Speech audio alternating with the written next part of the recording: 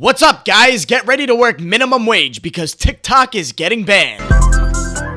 And the reason it's getting banned is because they're scared that the Chinese government is spying on us. And if they don't sell TikTok to an American company, it goes bye-bye. Goodbye, TikTok, forever. But American companies already spy on us and sell our data, so I don't get what the big problem is with the Chinese government spying on us. And correct me if I'm wrong, but isn't this like an attack on free speech? Like they're just banning an app for no valid reason, actually? I have no idea, but we can't do anything about it anyway. Isn't that kind of crazy that we have no say in any of this at all? I mean, they did say they were gonna ban TikTok like 20 times already, but you know, that never happened, so I guess we're gonna have to see what happens. But since TikTok is getting banned, I thought we should just reminisce over all the good times that TikTok has given us over the years. Starting out from the very beginning of the birth of TikTok, the dance cringe era of 2019 to 2021. We're talking about people like Charli D'Amelio, Addison Rae, the Hype House. Please let me live in the Hype House, Charli D'Amelio, please!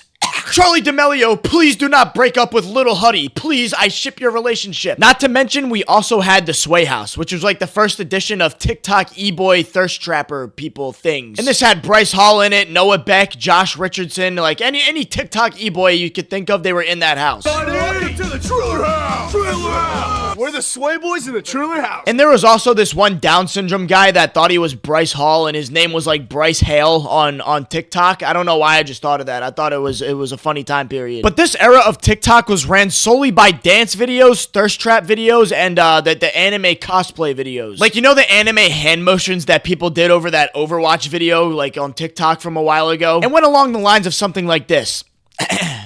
I wanna be Bastion, Nerf, Bastion. I'll be Tracer. I'm already Tracer. What about Widowmaker? I'm already Widowmaker. And I just remember there wasn't anything funny on that app at that time, bro. Like, that was probably the least funniest app of all time during that time period. And like, if you had a TikTok back then and made videos on TikTok, you were 100% bullied by your friends. There's no doubt about it. And this was also the era of literally making anybody famous that made videos at the time. Charli D'Amelio, for example, like the typical white girl, the stereotypical white girl. I mean, I really can't say anything because I'm literally a typical, generic, stereotypical white guy that wants to be Anakin Skywalker, but besides the point. She had absolutely zero talent besides being able to lip sync and dance for 10 seconds. Then get this, she would post a video and then get 20 million views for absolutely no reason. I never understood that till this day. My personal favorite incident in this era of TikTok though was when Charli D'Amelio had like the BLM fist as her profile picture, and then everybody started to say that the reason why she's not changing her profile picture back to a normal one is because she's scared that she's gonna be called a racist if she changes it from the BLM fist. What an odd time in history, man. That's definitely going in the history books for sure. Then this is where we skip a few eras. You know, nothing really crazy happened until we get to the Daniel Larson era of TikTok. This was my personal favorite era on TikTok. The Daniel Larson era of TikTok, man. It was so good. If you didn't know, Daniel Larson is actually in prison right now because he made a bomb threat. Yeah. And apparently he's gonna be released in 120 days, according to TikTok. I don't know how accurate that is, but I guess we have to thug it out until he's free, guys. But man, when he was posting on TikTok, I swear that we watched every single character arc that this guy had went through. He literally had an Anakin Skywalker villain arc as he was slowly manipulated by the dark side. One of the first Daniel Larson incidents that I actually remember is him saying that he's going transgender. Hey, what's up, everyone? This is Daniel Larson. I want to talk a little bit about how I'm thinking on becoming transgender. But then later, he announced that he's not actually transitioning. He didn't want to be transgender anymore after a short amount of time. Then stuff started to amp up after that with the Grace Vanderwall incidents. If you didn't know, he had this crazy obsession with this woman singer named Grace Vanderwall. Grace, I want to drink your pee. I want to drink your pee. And random people on the internet pretended to be her management team and like emailed Daniel Larson to make Daniel think that Grace wanted him. This message is for Grace. Oh. But all this Grace Vanderwall stuff leads up to the most insane incident he's ever had, which is the toothbrush incident. And the story goes like this. He was tricked into making a video that he thought was for Grace Vanderwall, but it was actually for, you guessed it, a random guy on the internet, just for him to leak it all over the internet. And in the video, Daniel says this is for Grace, while he's completely naked in frame. Obviously, I can't show it on here as much as I would like to, but, you guys are geniuses. You could just go look it up on Twitter and find it. Wink, wink. And then he proceeds to stick the toothbrush up his, you know what, and then he pulls the toothbrush out after, swapping it back and forth for a couple seconds, and then he starts brushing his teeth with it.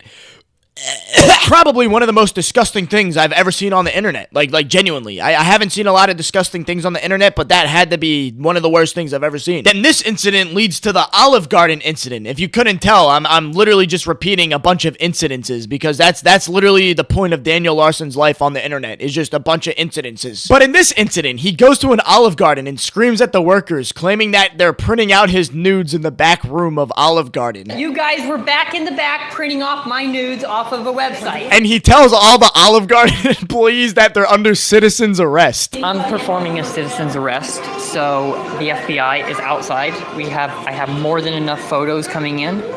Okay. Who are you arresting? I'm arresting every single person here. And this was all being live streamed, by the way, on like TikTok, I'm pretty sure. And like people were watching this while it was happening. And apparently the chat was telling him to pull the fire alarm. So you know what he did? He did exactly that. He pulled the fire alarm and then the incident ends. We don't know what happened after that.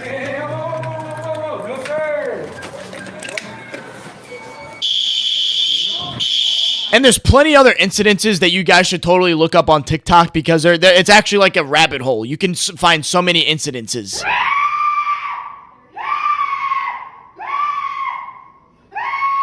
But to keep it short and sweet, this was one of his final incidents. Actually, this was his final incident before being fatally arrested in federal prison. And one of the last videos he ever recorded was him doing a bomb threat, actually. I don't think it was an actual, like a real bomb threat, but he was screaming, "Bomb you! Bomb you! Bomb you! Bomb you! Bomb you! Bomb you!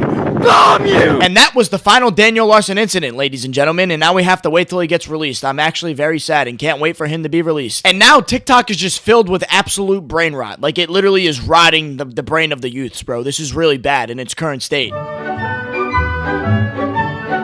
Nothing is really going on TikTok right now either, bro. The only thing I can think of is World of T-shirts. And just seeing him crash out and scream in the streets of New York while being highly intoxicated. And him just throwing up as well. I see a lot of that, actually. I just see a bunch of clips of him screaming and throwing up. That's about it. And him getting a tattoo of his meme coin. Now, thinking of it, I think my whole For You page is just World of T-shirts now. But besides that, it's honestly just brain rot memes that don't make any sense. My final thoughts, though, on TikTok getting banned is I'm not happy, but I'm not sad at the same time, you know? If you guys didn't know, like, my main platform is TikTok. I upload on TikTok every day on Screedy. But honestly, I don't care if it gets banned, bro. Like, I'm actually kind of happy. Like, it's putting a smile on my face just thinking about it now. Like, I've always wanted to grow a YouTube channel like this from the ground up with no promotion. But I feel like I'm trapped in the TikTok trap because I have to post TikToks every single day to make money and stay relevant. But if it does get banned, it's gonna be like a weight getting lifted off my shoulders. Like, I can finally breathe and focus on this channel that I'm making a video on right now and put my all into it. But yeah, that's about it, guys. Don't forget to comment, like, and actually don't subscribe because I'm a scumbag. And make sure to watch Star Wars Episode 3 tonight, or Episode 2, or Episode 1, because the prequels are the best Star Wars movies of all time. Okay, that's it, guys. Love you. Bye. Peace.